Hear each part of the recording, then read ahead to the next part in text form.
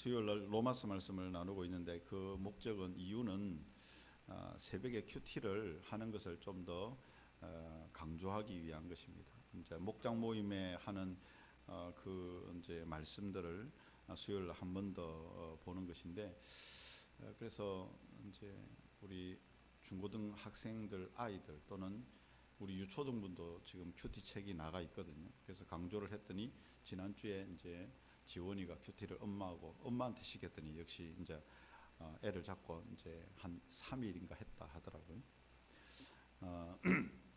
그렇게 하기를 원하는 거예요. 이제 우리 중고등 학생들도 고3이 돼도 또 멀리 있어도 매일 말씀을 묵상하는 훈련을 시켜야 되겠다.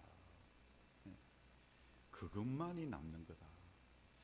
그런 생각을 합니다. 그래서 먼저는 어른들이 꼭 이제 우리가 복 있는 사람 비싼 돈 주고 가서 하는데 이 운동이 확산되면 좋겠어요. 물론 새벽에 지금 이제 들어오고 하시는 분들이 지금 우리 교회 몇 명 안 되는데 다 되면 좋겠다. 이게 다 우리 이게 자녀들을 위해서도 진짜 중요한 것은 내가 신앙에 대한 잔소리를 전혀 기억하지 않을 거예요.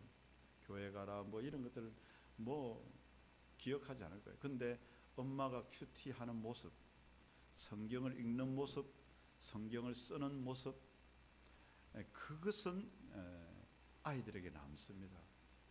그래서 부모가 큐티를 하는 매일같이 큐티를 하는 모습들, 정해진 시간에 우리 엄마는 그래서 교회에서만 교인이 아니고 집에서도 진짜 백이네 이런 생각이 아이들은 다 압니다. 부부도 다 알 거예요. 진짜 백인지 아닌지 속이기 어려워요. 하나님 속이는 거 불가능하지만 가까이 있는 가정 안에 있는 사람 속이기 어려울 거예요. 그래서 그러면 꼭 정해진 시간, 정해진 타이밍. 우리는 주일 예배는 성공했으니까 제일 첫 걸음은 주일 예배겠죠. 근데 이제는 주일 예배 때만 교인이고 집에서는 교인이 아닌 그렇게 될 수도 있잖아요. 그래서 우리 주님의 교회는 몇 명 안 되니까 이 훈련들을 좀 계속 해보고자 하는 제 마음에 그게 있습니다. 그래서 내년도에도 좀 더 강조를 하고 이렇게 하면서 매일같이 부모가 큐티하는 훈련을 하고 떨어져 있어도 또 자녀들이 이제 좀 있으면 그것을 자녀들에게 강조하면서 일주일에 한 번이라도 두 번이라도 이렇게 하다가 나중에 세 번 매일같이 지가 다급하면 더 말씀을 찾아볼 수 있지 않겠나. 마지막 때가 갈수록 저는 우리의 신앙이 말씀에 뿌리를 두어야 된다 생각합니다. 나중에는 바람에 나는 겨와 같이 다 흩어집니다. 진짜 말씀에 뿌리 박지 않은 신앙은 이단으로 가든지 아니면 그냥 세상으로 가든지 자기 좋을 대로 가버려요. 반드시 제가 이번 로마서 새벽을 하면서 철저하게 느낀 겁니다. 우리의 신앙은 내 생각에 근거하거나 내 마음에 근거하거나 내 신념에 근거한 게 아닙니다. 철저하게 말씀에 근거해야 되는구나. 이걸 이제 절실하게 느꼈습니다. 그래서 수요일 날도 이제 큐티 본문에 따라 나가는데 첫 번째가 뭐였냐면 첫 번째 주제가 지난주에 복음이었습니다. 복음에 대해서. 두 번째 주제가 믿음에 대해서. 세 번째 오늘 주제는 십자가에 대해서입니다. 새벽에도 말씀을 드렸는데 5장은 믿음으로 어렵게 된 사람의 상태, 즉 뭐냐면 이제 1장에서부터 4장까지는 믿음으로 어렵게 되는 게 뭔가 이걸 막 기가 막히게 설명을 했어요. 5장에 딱 넘어오면서 5장 1절에 보면 그러면 우리가 믿음으로 어렵다 하심을 받았으니 우리 주 예수 그리스도를 말미암아 하나님과 화평을 누리자. 2절에도 하나님의 영광을 바라고 즐거워하자. 그리고 연단 가운데 소망을 이루어내자. 이렇게 하고 있어요. 무슨 말이냐면 믿음으로 어렵게 된 사람은 어떠한 상태인가? 그 상태가 어떤 상태인가? 하나님과 화평한 상태, 그리고 마음에 하나님의 영광을 즐거워하는 상태, 그리고 환난이 오더라도 환난은 인내를 내고 인내는 연단을 이루기 때문에 소망 가운데 있다, 이런 상태입니다. 그리고 마지막 그 12절부터는 믿음으로 어렵게 된 사람은 생명을 얻는다. 아담 안에서의 생명이 아니라 예수 안에서의 생명을 가진 사람이다. 여러분 이것만 해도 여러분 얼마나 놀라운지 모르겠습니다. 여러분 첫 번째 그래 이제 우리가 5장 초반부에 나와 있는 것처럼 믿음으로 어렵게 된 사람은 먼저 이 누림이 있어야 돼요. 아무리 손에 있어도 누리지 못하면 어떤 의미가 있겠습니까? 계산기가 있는데 우리 공학 계산기는 사용 못하면 아주 비싸고 아주 복잡하게 돼 있어요. 그거 갖고 더하기 빼기 곱하기 나누기만 하면 그게 무슨 의미가 있겠습니까? 컴퓨터가 있고 아이폰이 있고 뭐 좋은 아이패드가 있고 밖에서 저같이 누리지 못하면 뭐 무슨 소용이 있겠습니까? 하나님이 우리에게 주신 이 구원의 믿음으로 어렵다는 것에 대한 놀라운 영광을 주셨지만 우리가 이것을 알지도 못할 뿐만 아니라 그 영광을 누리지 못하면 어떤 의미가 있겠냐는 거예요. 그래서 누림에 대해서 이야기를 합니다. 그 세 가지. 하나님과 화목하는. 사랑하는 여러분, 하나님과 화평하시길 바랍니다.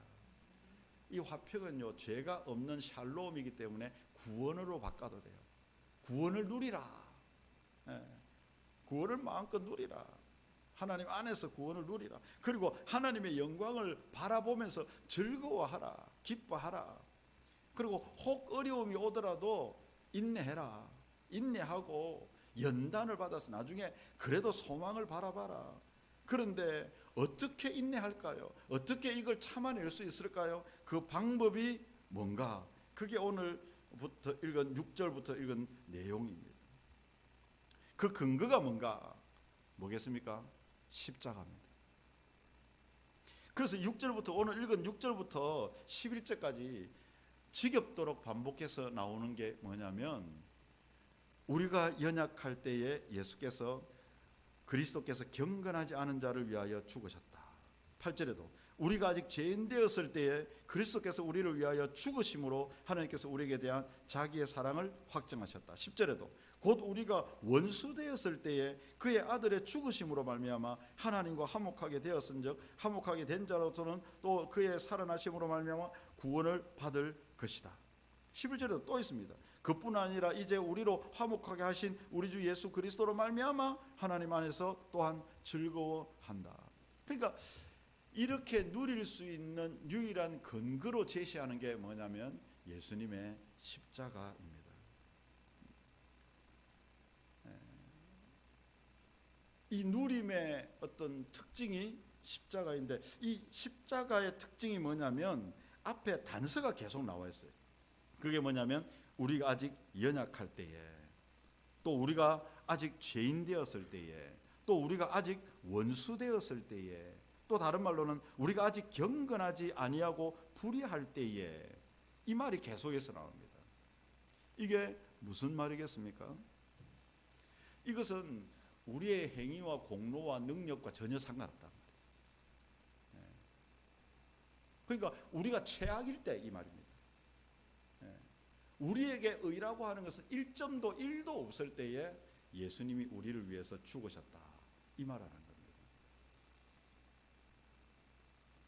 이게 앞에서도 계속 나왔던 내용이에요.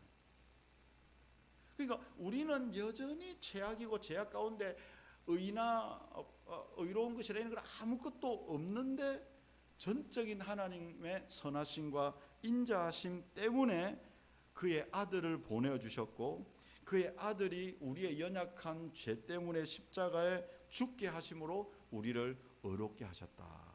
이 말씀을 하시는 거죠. 여러분 이 대비가 좀 느껴지시는지 모르겠습니다. 무엇을 강조하고 있는가? 그러니까 우리가 좀 괜찮다. 나는 다른 사람들보다 좀 나을 거야. 나는 교회 일을 좀 더 열심히 해서 내가 이제까지 한 것들을 이렇게 하는 것과는 전혀 상관이 없단 말이죠. 그것을 강조하고 있습니다. 그래서 저는 이 말씀을 준비하면서 그런 생각이 들더라고요. 진짜 우리가 이 하나님의 선하심을 믿는다면 우리도 남들한테 좀 선할 수밖에 없어요. 인자함을 베풀 수밖에 없어요. 여러분 1만 달란트 빚진 자와 100데나리온 빚진 자의 차이. 그 탕감을 받았지만은 자기한테 조금 빚진 사람을 잡아 족쳐가지고 감옥에 보내잖아요. 우리는 하나님께 1만 달란트 빚졌다가 탕감받았는 걸 진짜 믿는 사람이라면, 이 인자하심을 진짜 믿는 사람이라면 그렇게 못합니다. 진짜로. 그럴 수 없다라는 것을 보여주는 거예요. 왜 우리는 예수님께서 용서에 대해서 이야기할 때에 70번에 7번이라도 용서를 하라 이렇게 말씀할 수 있는 근거가 뭐냐면, 너희들은 70번에 7번보다 더 많은 용서를 받았기 때문이라, 그 말을 하는 거예요. 여러분, 우리가 왜 사람들에게 각박하고 용납하지 못하고 인자하지 못하고 자비롭지 못하겠습니까? 이걸 믿지 못하는 거죠.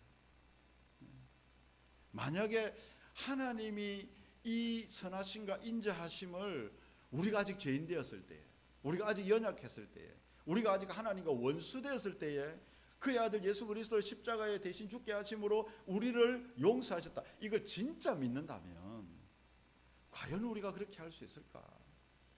따박따박 이렇게 이에는 이로 눈에는 눈으로 이렇게 할 수 있을까?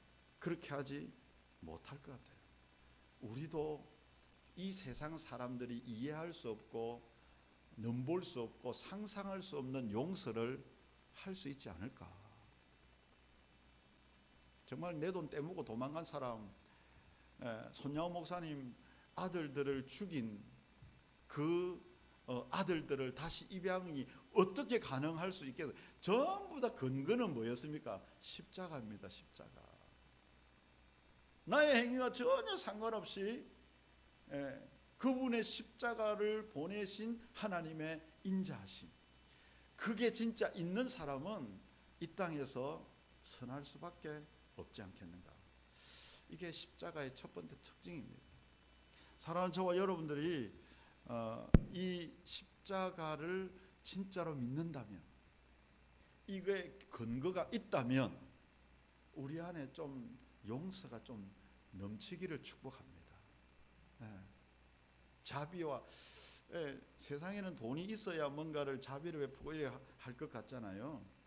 그런데 우리는 아무것도 없어도 우리가 베푸는 인자함과 자비함이 세상 사람들이 이해 안 될 때에 그들이 우리가 믿는 그 하나님의 선하심을 느끼고 교회에 오지 않을까요? 좀 그렇습니다. 그래서 이 십자가가 특징이 그렇습니다.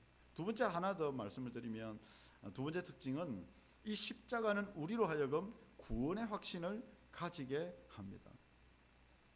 여러분, 우리가 누릴 때는 확신이 있어야 누릴 수 있습니다. 그렇지 않아요?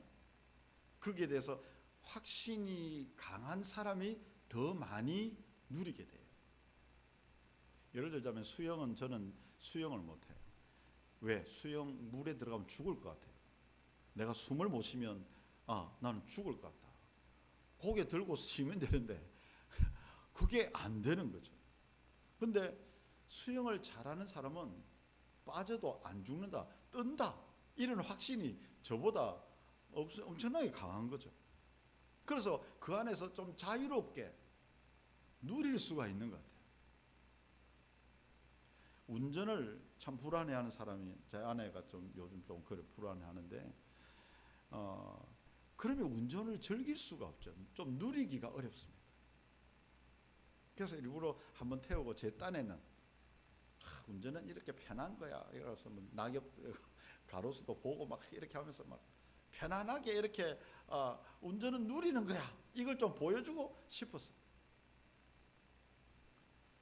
좀 그 부분에 대해서 뭔가가 확신이 들고 익숙하고 잘하면 거기에 대해서 누릴 수가 있습니다. 신앙의 구원의 확신도 좀 마찬가지 아닐까? 믿음으로 의롭다 하심을 받았다는 그 확신이 있을 때에 하나님과 화평하고 사람과 기쁨을 누리고 하나님께 영광을 기뻐할 수 있고, 이렇게 구원을 누릴 수 있지 않겠나. 저도 사실은 옛날에는 목사였지만 구원의 확신에 대한 교리가 잘 받아들여지지 않는 거예요. 당신은 구원을 확신하십니까? 이렇게 질문하는 사람도 좀 못마땅하고, 그 질문에 예 대답하는 사람도 못마땅하고 머뭇머뭇거리는 사람도 못마땅하고, 대답하는 사람은 야 저게 그리 만만하게 대답할 대답은 아닌데, 내가 보기에는 그 정도는 아닌 것 같은데 그렇게 쉽게 대답하는 거 아닌가, 이런 생각을 하기도 했습니다. 좀 너무 무책임한 게 아닌가, 이런 생각을 하기도 했습니다.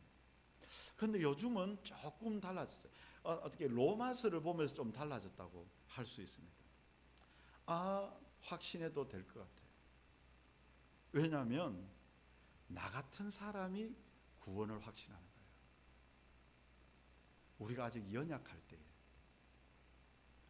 우리가 아직 죄인 되었을 때에, 우리가 아직 여전히 불경건하고 불의하고 여전히 죽을 수밖에 없는 죄인일 때에 그리스도께서 십자가에 죽으심을 믿는 것이니까.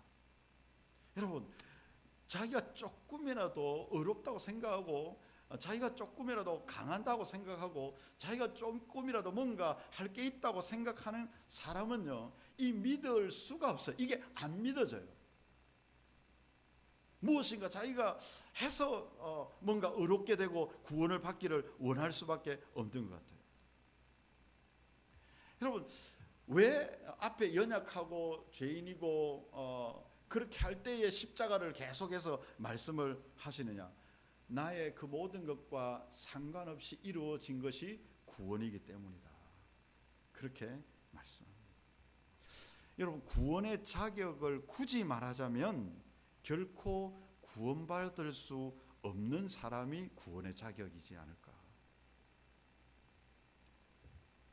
나는 결코 그 자격이 되지 못한다라고 하는 그 인식에서부터 그리스도께서 이 연약함을 위해서 십자가에 죽으셨음을 믿는 그 믿음으로 전적으로 구원을 얻게 되었다. 이렇게 말합니다. 여러분, 이 믿음이 왔을 때 확신의 대답이 나올 수 있습니다.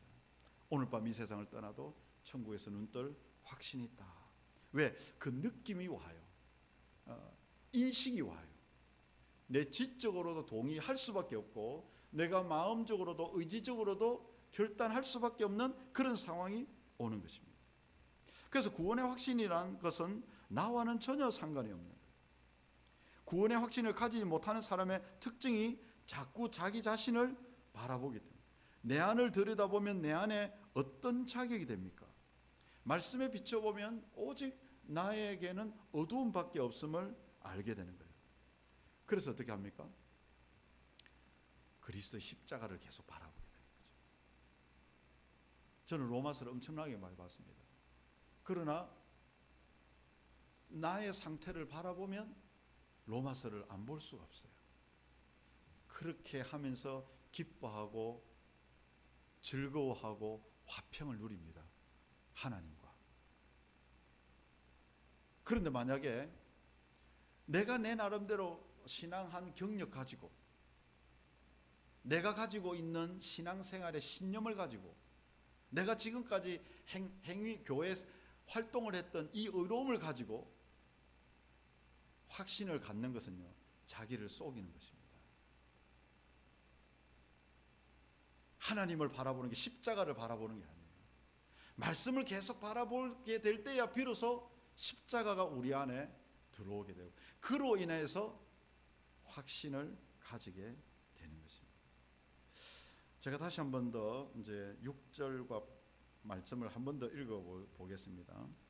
제가 읽지 않고 하는 것을 다시 한 번 더 같이 한번 읽어보세요. 6절, 8절, 9절인데 6절을 같이 한 번 더 읽어보겠습니다. 시작. 우리가 아직 연약할 때에 기약대로 그리스도께서 경건하지 않은 자를 위하여 죽으셨도다. 8절. 우리가 아직 죄인 되었을 때에 그리스도께서 우리를 위하여 죽으심으로 하나님께서 우리에게 대한 자기의 사랑을 확정하셨느니라. 9절. 그러면 이제 우리가 그의 피로 말미암아 의롭다 하심을 받았으니 더욱 그로 말미암아 진노하심에서 구원을 받을 것이니. 10절 계속 시작. 곧 우리가 원수 되었을 때에 그의 아들의 죽으심으로 말미암아 하나님과 화목하게 되었은즉 화목하게 된 자로서는 더욱 그의 살아나심으로 말미암아 구원을 받을 것이니라. 아멘. 이렇게 해서 말씀으로 구원의 확신이 되어지는 것입니다. 그래서 십자가는 하나님의 사랑의 증표라 이렇게 말했어요. 구원의 확신의 증표라. 나로서는 안 되지만 십자가를 볼 때마다 하나님이 그 아들을 통해서 나를 구원하셨습니다. 이런 고백들이 나오게 되는 것입니다. 십자가에 대해서 잠깐 말씀을 나누었습니다. 그의 선하심과 인자하심. 그래서 우리도 또한 십자가를 보면서 다른 사람을 용서할 수 있어야 된다. 두 번째는 계속해서 십자가를 바라보면서 우리의 구원을 확신할 수 있어야 된다. 그렇게 묵상합니다.